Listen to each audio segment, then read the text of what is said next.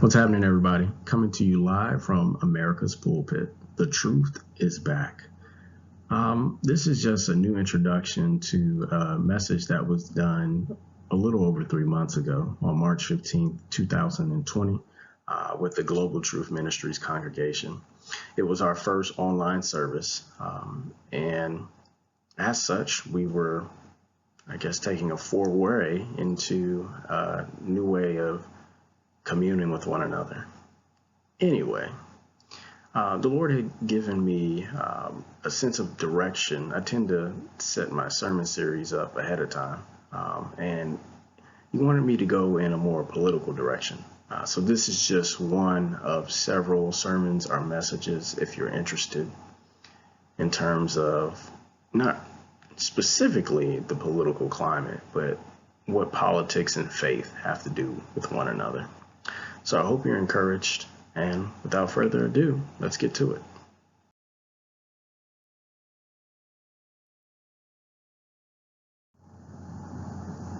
So first off, in order to have a conversation, it's important to define the language that you're going to be using. So there are some key terms that we'll discuss today. So first, a definition of civil religion. What is civil religion? Civil religion can be described as the ceremonials, myths, and creeds which legitimate the social order, unite the population, and mobilize the society's members in pursuit of its dominant political goals. So I highlighted some keywords here, but basically what we're saying is this: parties, stories, and statements of belief used to make the existence of a society and its intended goals realistic through unity and mobilization of its citizens. That's civil religion.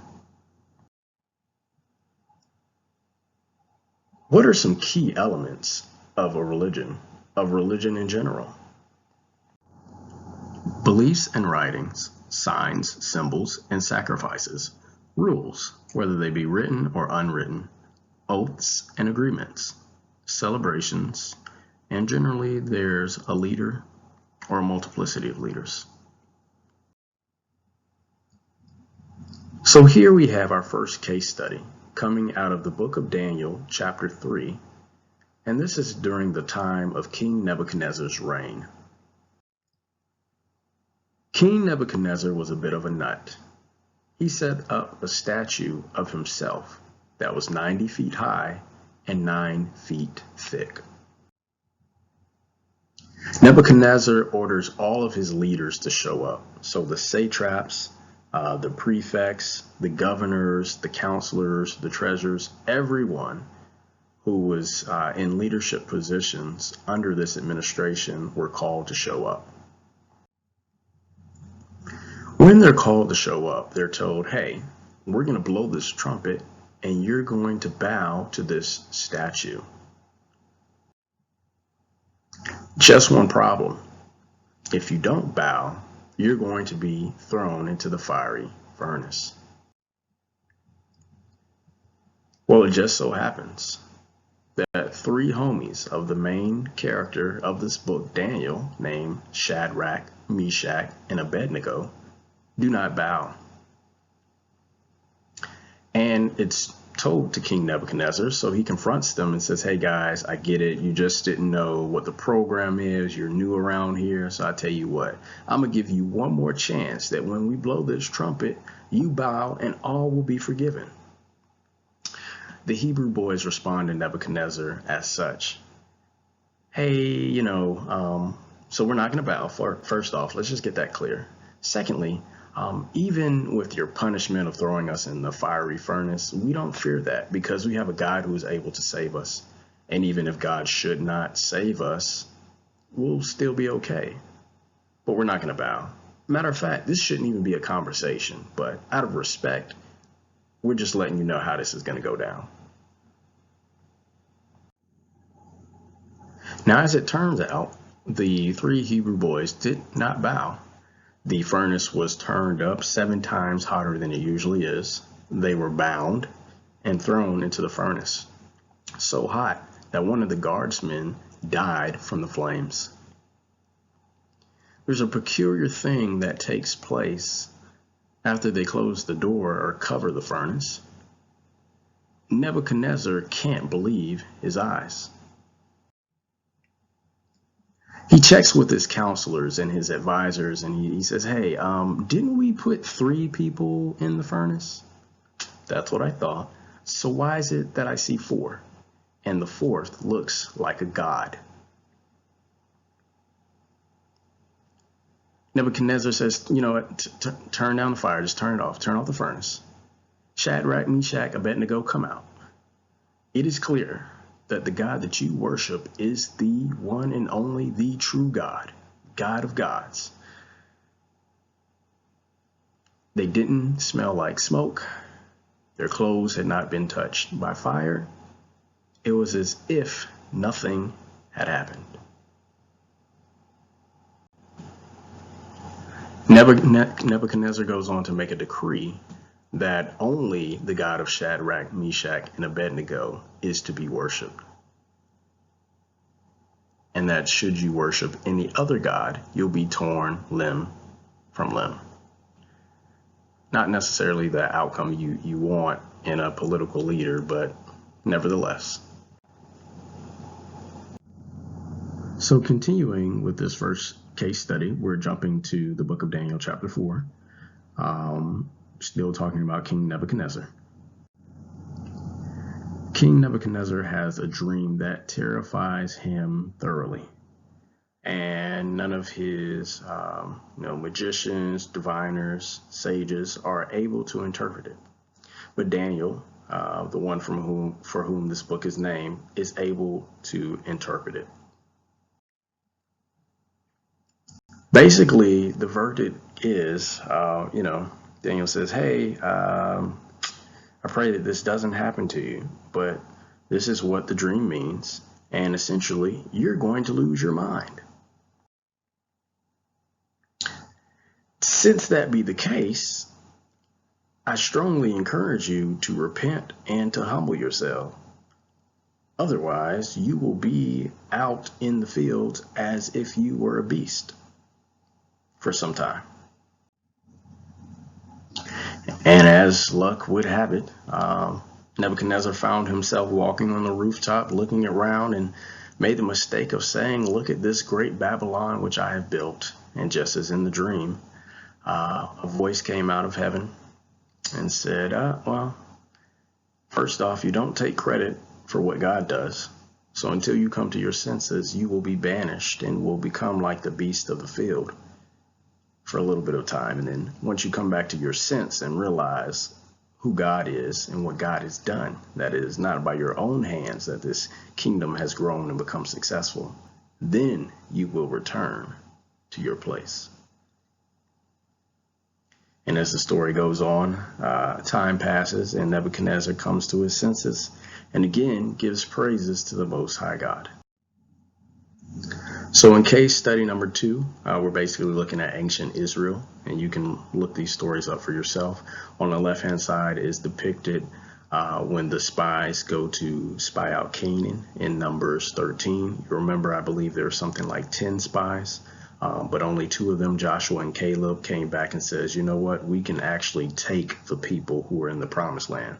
The rest of them said, they look like giants. I don't think that we'll be able to do this, so on and so forth. And this is a fig of grapes that came back. On the right-hand side, you have coming out of, I believe it is the book of Joshua, chapter 6, when they're preparing to march around the wall of Jericho. And so the story goes that I believe they marched around 7 days, blowing the trumpets. Eventually the walls come tumbling down and they run in and seize the city. The key point here is that for Israel, Israel's enemies were God's enemies, regardless of what the battle was. This means, in effect, that Israel is a theocratic nation, right? That means their form of government, in a sense, is deeply rooted with their theology or their belief and study of God. Similarly, in our third case study, we have China and North Korea, places where you have what may be a dictatorship or a communist regime where essentially the leaders are seen as a god. And those who are waiting for us to get to America, don't worry, your time is coming soon. Also, especially in China, in terms of Christianity, there's a big underground church movement because Christianity is not the official religion of the country or of the people, and they are persecuted there. So sometimes there's also an official religion of these countries, even if that is just, for example, let's say worship of the emperor. Now, China and North Korea are not to be outdone by America, the beautiful, in our fourth case study. Why do I say that? Well, you may have noticed over the course of the previous administration and the current administration, there are people who view these presidents as saviors, as idols. All right, some of the ways in which some people go about their political affairs, it's almost as if it's a form of worship. But it doesn't stop there. You have our pastimes, whether that be football, basketball, baseball, social media, network, television.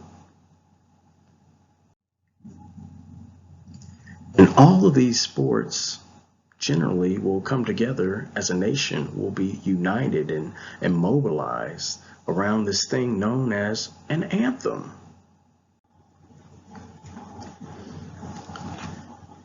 And if you're going to be respectful during this anthem, boy, oh boy, don't let anybody catch you kneeling to protest that something just isn't right, that there's some injustice in the world, because that would be disrespectful. After all, these are our real American heroes. Them who put their necks on the line for our freedom, those who wear the appropriate uniform. And it doesn't stop there, because for anyone who is in the military or who is a civil servant, such as I am, often there's a creed or an oath, an agreement that you have to take before you can even assume the role and authority with that position. You say things like, I do solemnly swear that I will support and defend against all enemies, foreign and domestic. Some people have this thought or idea that America is a Christian nation, that we were founded on Judeo-Christian values.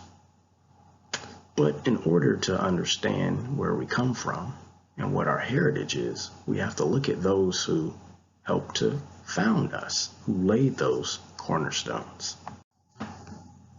The reality is that majority of our founders were not Christian as we think of Christians, but more so deist, meaning that they believed in a deity, a supreme being, providence, if you will. And we know that this is the case because you can look at the Declaration of Independence, the Constitution, the Bill of Rights.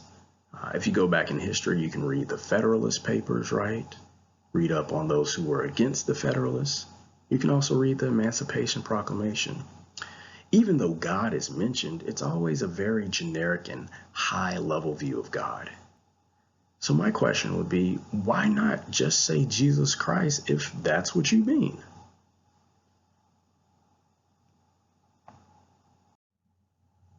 You know, let's not forget that most of them were involved in some form of secret society, whether that be Freemasonry, Skull and Bones, you name it.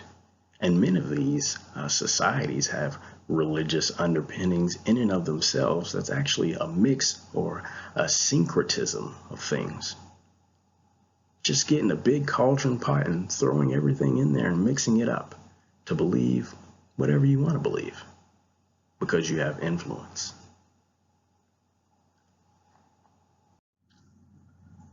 So as a Christian, why should I care? What does civil religion have anything to do with my faith or the way that I live my life? Some things we ought to think about are the following. When we talk about God, who or which God are we talking about? Don't assume in conversation that God is synonymous with Jesus Christ. As Christians who live in America, we ought to be more cognizant of the religious undertones of everyday life. Though they may seem Christian, an examination of the fruit may suggest otherwise. By understanding what civil religion is and how it functions, we can have a more faithful witness. Lastly, but certainly not least, we need to grow in how we navigate our faith in a pluralistic society with common religious language. No one loves America more than me.